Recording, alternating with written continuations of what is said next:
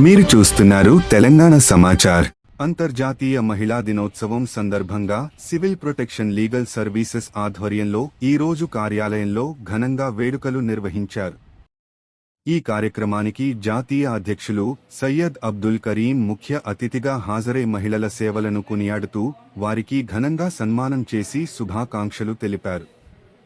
మహిళలు సమాజ అభివృద్ధిలో కీలక పాత్ర పోషిస్తున్నారని ఆయన అన్నారు.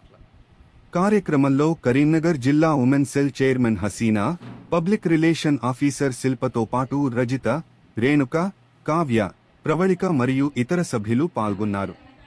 మహిళా సాధికారత, సమాన హక్కులు మరియు సమాజంలో వారి ప్రాధాన్యతపై ఈ సందర్భంగా చర్చించారు.